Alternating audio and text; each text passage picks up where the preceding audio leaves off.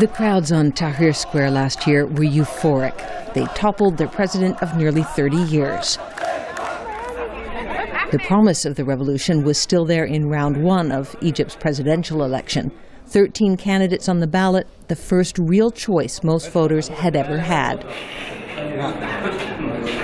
But the fruits of that effort, a runoff between Islamist Mohamed Morsi and a candidate of the old guard, Ahmed Shafiq, have proved bitter to many.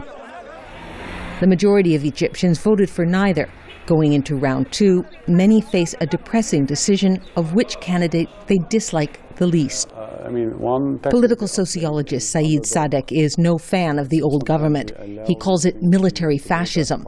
But he says one alternative is worse. Politics is about relative points of view. When you use religion, you are talking about the absolute. This is the opinion, and that's it. He points to experiments with religious rule elsewhere.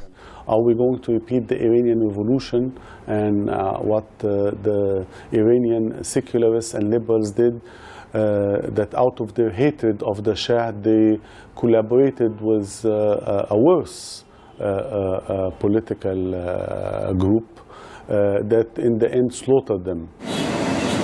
For decades, the Muslim Brotherhood has publicly renounced violence.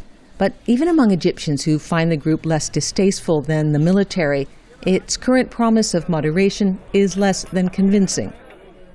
Rania Al-Malki is a columnist and advocate of the revolution. And the feeling that, the Muslim Brotherhood would say something today and change their mind about it tomorrow, and this is what they have done, even, when it came to fielding the president in the first place.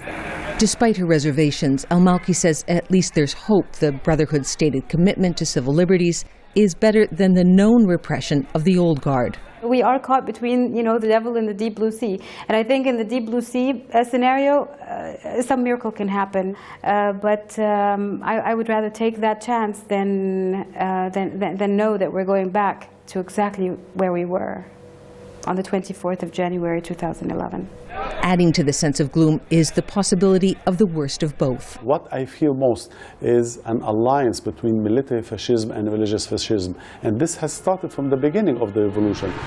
Well, such pessimism is not shared by all. It's the sentiment of many, not just in Egypt, but across the region. But the hopes of the Arab Spring are tempered by political realities. Elizabeth Arrott, VOA News, Cairo.